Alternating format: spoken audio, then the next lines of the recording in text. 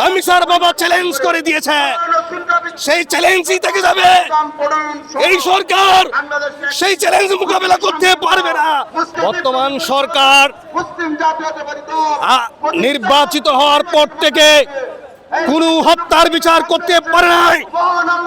আমাদের আজাদির কণ্ঠস্বর ছিল শহীদ ওসমান হাদি, সে খুন হয়েছে, তার কোনো বিচার করতে পারে নাই।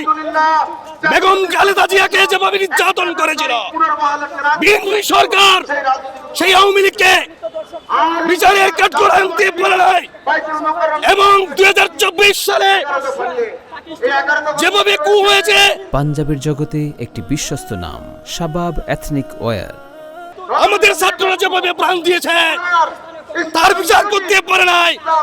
আর রামিসা হত্যার বিচার রামিসার বাবা চ্যালেঞ্জ করে দিয়েছে, সেই চ্যালেঞ্জই থেকে যাবে।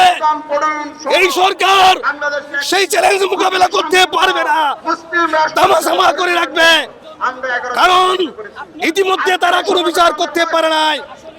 এমনকি আওয়ামী ফ্যাসিস্ট যারা 17 বছর ধরে এদেশে যত হত্যা করেছে প্রত্যেকের বিচার করার কথা ছিল, একটিরও বিচার করে নাই। তারা ওই পারে ইন্ডিয়াকে অসভ্য দেশের সাথে মেলবন্ধন করে তারা এদেশের গণতন্ত্র এবং শাসন ব্যবস্থাকে ভূলণ্ডিত করবে।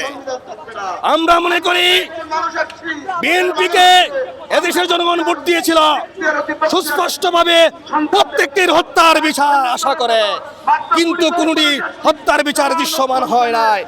রামিসার আব্বার চ্যালেঞ্জ মোকাবেলা করতে পারবে না, শুধু সান্ত্বনা দিয়ে কাল জ্ঞাপন করে সময় পার করে দিবে বলে আমি আশা করি।